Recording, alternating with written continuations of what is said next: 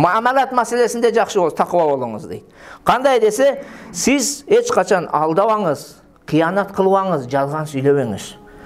Бирөө менен мамиле кылып атасызбы, соода саттык кылып атасызбы, кандайдыр келишим договорлорду түзүп атасызбы?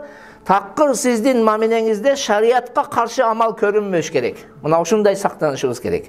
Себеби пайгамбарыбыз саллаллаху алейхи ва саллям хадисинде эмне дейт? Ман гашша фалайса минна. Ким алдаса, соода саттыкта, ким алдаса ал бизден эмес дейт. Биздин үммөттөн эмес, мусулман эмес ал дейт. Билесиздер, мурунураак бир хадис айттык эле.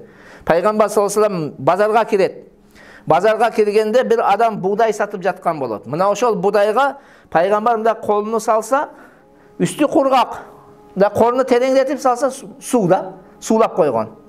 Анан пайгамбар саллаллаху алейхи ва саллям ошол жерде айтат да, ушул астындагы сууду үстүгө койбойсуңбу, тиги адамдар дагы билсин, көрсүн дейт. Ким мында кыянат кылган болсо, алдаса дейт, ал биздин үммөттөн эмес дейт. Биздин доордагы ушундай, машинелерди алып барып, ичи талкаланган красканы берет, коос кылып жасайт да, уруп жигерет, бүттү, ошо ойдон алсоо деген таппайсың.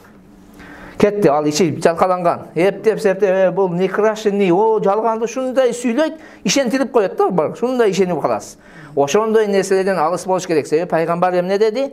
Кыянат кылып алдаган адам ал менин үммөтүм эмес деди.